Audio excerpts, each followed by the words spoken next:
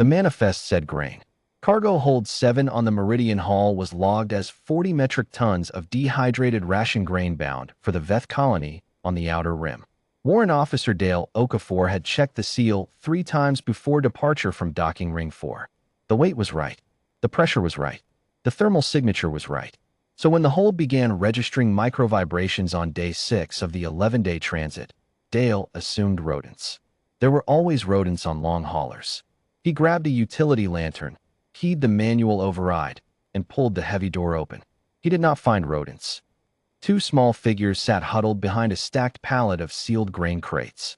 They were perhaps the size of human 8-year-olds, though the comparison felt wrong the moment it formed in his mind. Their skin was a pale, luminous gray-green, their eyes enormous and multifaceted like a dragonfly's, refracting Dale's lantern light into a dozen soft colors. For arms, folded tight across narrow chests.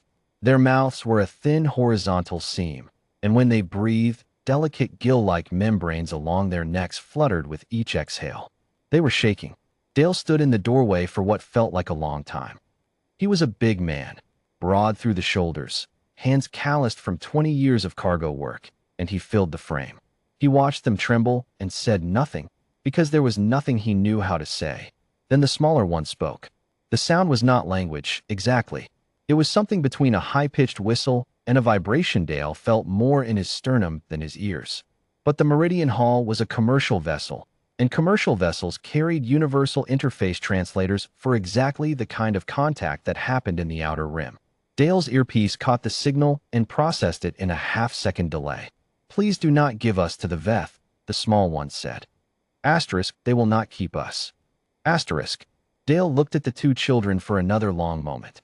Then he stepped inside the hold, set his lantern on a crate, and sat down on the floor. "My name is Dale," he said. "Who are you?" Their names were untranslatable in any direct sense. Frequency sequences that the translator rendered as Sev and Kale. Sev was the smaller one who had spoken first. Kale had not spoken at all yet, only watched Dale with those fractured, light-scattering eyes. They were Karathi. Dale had heard the name only twice in his career, once in a freight briefing about restricted cargo manifests, once in a news ticker about a system dispute 3 sectors away. He had not paid much attention to either. He paid attention now. "How long have you been in here?" he asked. "Since docking ring 4, Sev said. Asterisk. We hid before the seals were set. Asterisk. 6 days. 6 days in a pressurized hold, living on whatever condensation they could collect from the cool grain crates, and whatever trace nutrients they brought with them in a small wrapped bundle Dale now noticed near the wall. The bundle was almost empty. "Kale," Dale said, turning to the silent one. "Are you hurt?" Kale's gill membranes fluttered. The translator offered nothing for a moment, then caught a subaudible frequency Dale hadn't even heard. Asterisk, "I am not hurt. I am frightened." "Those are different." Asterisk. "Yeah," Dale said. "They are." He called the bridge from the hold's comm panel. Captain Lena Vasic answered on the second ping. Dale explained the situation in plain, direct terms. 2 Karathi miners, stowaway, non-threatening, in need of food and water if the ship's biostores had anything metabolically compatible. There was a pause on the line. "Dale," Lena said, "the Veth contracted this run. If we deviate."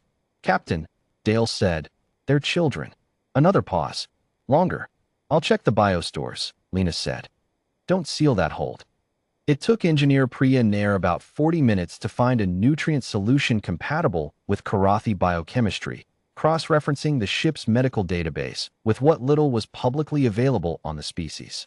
She arrived at Hold 7 with 2 sealed containers and a tablet she'd been reading from since Dale's call. She looked at Sev and Kale for a moment, set the containers down slowly so as not to startle them, and then looked at Dale. "They're Karathi," she said, quietly, not alarmed, processing. "Yes." "The Veth Compact expelled the Karathi from the Arath system 8 months ago," Priya said. "I just looked it up. Full displacement order. The Veth claimed territorial resource rights. The Karathi had been on those moons for 3 generations." Dale looked at the 2 children. Sev was watching Priya with intense, unreadable eyes. Kale had moved, just slightly, shifted a few inches closer to Sev rather than farther away. A small movement. Dale noticed it. "Where are your parents?" he asked. Sev's gill membrane stilled entirely for a moment. Asterisk. Our unit parents were separated from us during the displacement processing. We were told to go. We went. Asterisk. The word unit parents was the translator's best approximation. Dale didn't ask for clarification. He understood the shape of it. We heard, Sev continued, asterisk, that the human freight lanes passed near the neutral station at Meridian Point. We heard humans sometimes carry things they are not supposed to carry. We thought, asterisk a pause. The translator caught something uncertain in the following frequency. Asterisk. We thought that might mean you were the kind of beings who decide for themselves what is right. Asterisk. Dale looked at Priya. Priya looked at Dale. Eat something, Dale told the children. We'll figure out the rest. Captain Lena Vasic filed a course adjustment 4 hours later. Not a large one. A 6-degree deviation that would add 19 hours to their transit and bring them within docking range of Verada Station, a neutral trade hub with a Karathi resettlement office that had opened, according to current galactic registry, 14 weeks ago. The deviation would void their Veth delivery bonus. It would also trigger a contract flag that Lena would have to answer for at the next Freight Commission review. She filed it anyway. She did not explain it in the log as an act of principle or protest. She logged it as an emergency humanitarian deviation under Merchant Vessel Code 7 Gamma, which covered the provision of aid to sentient beings in documented distress. The code had been written by humans decades ago as part of their entry into the Galactic Freight Compact. Most species had found it quaintly idealistic at the time. Nobody had expected anyone to actually use it. Over the following 19 hours, the 3-person crew of the Meridian Hall learned things. They learned that Sev was 9 years old by Karathi reckoning and had an extraordinary memory. She could reproduce, with perfect accuracy, the harmonic sequences of any sound she had heard, including Priya's off-key humming from the corridor. Kale was 7, and while he spoke less than Sev, he began to draw. Not on anything official. On the smooth surface of a spare cargo liner sheet with a stylus Priya found him.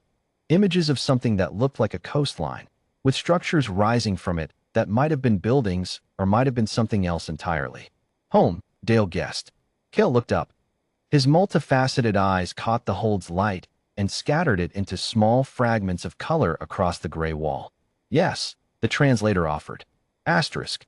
I'm trying to remember it correctly before I forget. Asterisk. Dale did not know what to say to that. He sat down beside the boy and watched him draw for a while, and that seemed to be enough. Verada Station came into view on the 19th hour. Small, lit from behind by a distant orange star, modest by galactic standards, a collection of docking rings and habitation modules that looked, from a distance, like something built by beings who were figuring it out as they went. The resettlement office confirmed receipt of Dale's advance message. A Karathi liaison would meet them at the dock. Sev stood at the viewport in the corridor outside the hold. Dale had moved them to crew quarters after the first night, the hold being no place for children, and watched the station grow larger. Her gill membranes moved in a slow, rhythmic pattern Dale had started to associate with something like calm. Asterisk, why did you help us? Asterisk, she asked. Dale thought about it. He was not a philosopher.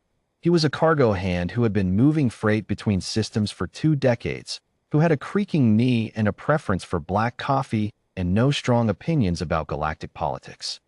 Because you asked, he said, and because it was the right thing. Sev was quiet for a moment. Asterisk, other ships did not stop. Asterisk, I know. Asterisk, you will have consequences. The Veth contract. Asterisk. The Veth contract is a piece of paper, Dale said. You're not. Sev turned from the viewport and looked at him with those enormous, light-splitting eyes. She did not say anything else, but she reached out with one of her small 4-fingered hands and rested it briefly against his forearm, a gesture that needed no translation at all. The Meridian Hall docked at Verada Station at 0600 ship time. Dale walked them to the liaison office himself. Kale carried his drawing. Behind them, in the Galactic Freight Systems open network, Captain Lena Vasic's Code 7 Gamma filing was already being read by other crews on other vessels. Quietly, the way important things often begin.